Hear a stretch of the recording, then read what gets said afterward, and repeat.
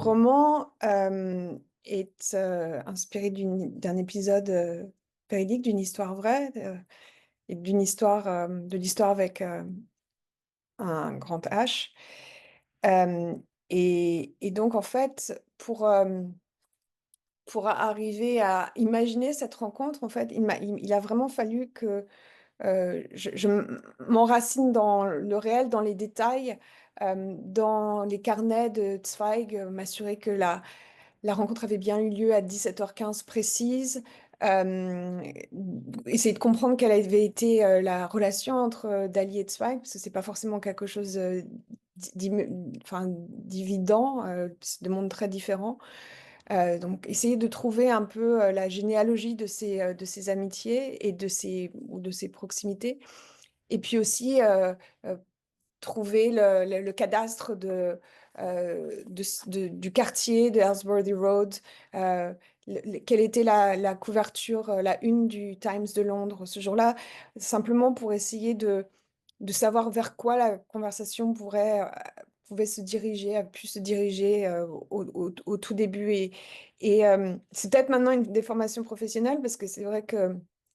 je suis universitaire, donc j'adore les notes de bas de page, mais il me semblait qu'il y a d'invisibles notes de bas de page en fait dans le livre, et qui sont en fait comme des encres pour pouvoir s'envoler. Et dans un mouvement en même temps contraire, le livre se défie du réel pour un peu trouver les couloirs des diagonales du temps, essayer comme dans de nombreuses religions en fait, ou dans les textes, il y a quelque chose comme une sorte de façon mystique quasiment de penser que le réel ne se suffit pas à lui-même. Et donc essayer de trouver d'autres rapports à cette réalité, et essayer de trouver une autre forme de réalité qui fait que il était moins angoissant d'écrire cette rencontre en imaginant qu'il y avait peut-être des couloirs secrets qui permettent d'imaginer ou de trouver de trouver une sorte une fréquentation de ces personnages. Euh, donc voilà, et ce qui était d'autant plus important pour écrire cette rencontre si particulière. Alors, qu'est-ce qui m'a poussée à choisir cette rencontre? Je pense un mélange de sidération, d'admiration et d'inconscience, de sidération, de me dire que c'est vrai que cette rencontre fait l'objet de quatre lignes dans le monde d'hier, et que personne ne s'en était emparé. Donc,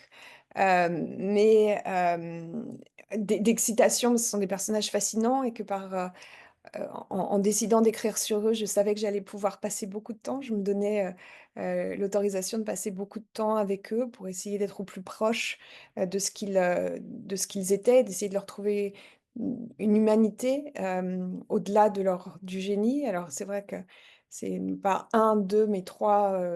personnages d'exception, plus Anna Freud, dont vraiment pour qui j'ai une affection particulière, et qui parfois un peu passé dans l'ombre de l'histoire. Et puis, euh, pourquoi aussi cette rencontre? Parce qu'en fait, elle nous parle terriblement d'aujourd'hui. C'est pour moi une sorte d'heure étoilée de l'humanité, comme celle que les écrivait Zweig, c'est-à-dire ce moment qui est une sorte de petite miniature, et qui nous fait basculer, qui est un moment de bascule de l'humanité. C'est vraiment le passage du monde d'hier qu'il a si magnifiquement décrit, un monde de foi dans l'esprit, de foi un certain cosmopolitisme, et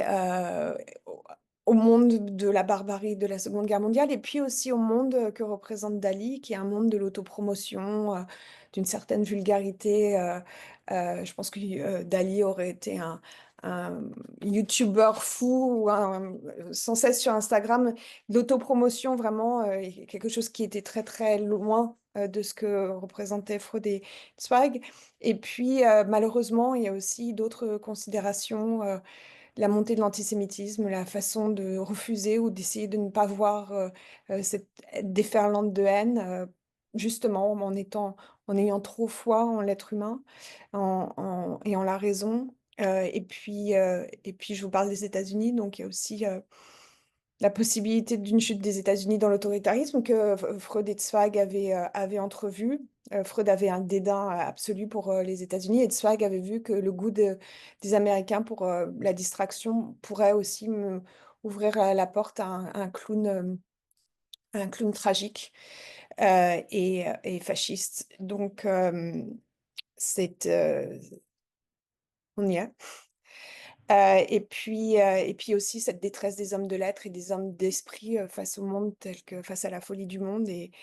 et donc voilà, c'était à la fois, un une sorte de moment, et puis un moment qui nous suspendu, et un moment qui nous parle d'aujourd'hui, et avec des voix, très singulières. Alors, comment ces voix se sont, imposées, sont venus à moi, enfin, comment j'ai réussi, enfin, tenter d'aller vers eux, en lisant, comme j'ai dit, le livre était aussi une façon, un prétexte pour pouvoir passer énormément de temps avec eux, donc j'ai essayé de lire à peu près tout ce que, je pouvais, non seulement, les journaux, les entretiens, et puis, tout ce qui permettait un peu de faire une constellation comme ça, un kaléidoscope. Alors pour Dali, c'était plus simple de trouver sa voie parce qu'évidemment, il a vécu plus longtemps, et puis il adorait tellement l'exposition médiatique, il y a beaucoup de moments où on peut l'entendre. La voix de Gala est introuvable. Par contre, et puis, donc Dali était un personnage qui était assez, fascinant à écrire, et truculent. Pour pouvoir l'écrire, je l'entendais, donc je me suis lancée dans des imitations de Dali que je vais vous épargner ici. Hem et puis il y avait aussi la voix mélancolique de Zweig. hem, toutes ces Oui, en fait, c'est une chambre d'écho que j'ai essayé de fréquenter, et qui m'a donné aussi, beaucoup d'angoisse, mais aussi beaucoup de bonheur, parce qu'être, avec ces personnages a été, une source de de bonheur, en fait. Et Zweig, quand il a écrit à Freud pour lui demander cette audience, en fait, heu, s'est excusé d'arriver avec sa petite caravane, et c'est vrai que j'ai eu l'impression de toutes ces mois, années où j'ai écrit le texte, il me semblait que j'étais avec ma petite caravane, et en tout cas, c'était une caravane, au bord de l'abîme, mais une caravane, dont la lumière, c'est comme ce que dit André Schwarzbard, on perçoit la lumière d'astres déjà morts, et donc voilà, donc ces astres ont éclairé un chemin qui était pas forcément, facile, parce que le livre a été j'ai écrit pour partie le livre après le 7 octobre, avec le début de la guerre à Gaza, et donc tout ça faisait une sorte de chambre d'écho, une sorte d'écho de douleur, mais avec la lumière de ces êtres, qui croyaient en l'humanité, donc j'espère que cette croyance, continuera de nous accompagner, malgré tout.